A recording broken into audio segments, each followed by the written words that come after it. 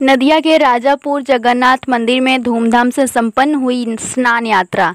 नदिया के मायापुर इस्कॉन की शाखा राजापुर जगन्नाथ मंदिर में धूमधाम से स्नान यात्रा संपन्न हुई। श्रद्धालु लाइन में लगकर भगवान जगन्नाथ, सुभद्रा एवं बलभद्र का जलाभिषेक किए। कई विदेशी भक्त भी इसमें भाग लिए। इस्कॉन के जनसंपर्क अधिकारी रसिक गौरांग दास ने बताया कि स्नान के बाद भगवान जगन्नाथ अंतराल में चले जाते हैं, फिर उनका दर्शन रथ यात्रा के दिन होती है। जय जगन्नाथ। आज भगवान जगन्नाथ देवेर शुभ आविर्भाव तिथि स्नान यात्रा महोत्सव इस्कনের शाखा केंद्र राजापुर जगन्नाथ मंदिरे महा धूमधामेर संगे पालन करा होच्छे।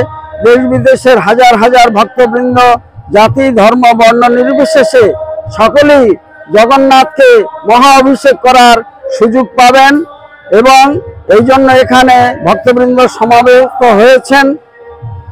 সকাল 4:30 থেকে ভোর থেকে শুরু হয়েছে এই উৎসব এবং মহা অভিষেক, প্রসাদ বিতরণ, বিভিন্ন সাংস্কৃতিক অনুষ্ঠান এবং মহা স্নানের পরে মহা অভিষেকের পরে গজবেশ ধারণ করবেন জগন্নাথ দেব এবং তিনি অন্তরালে চলে যাবেন।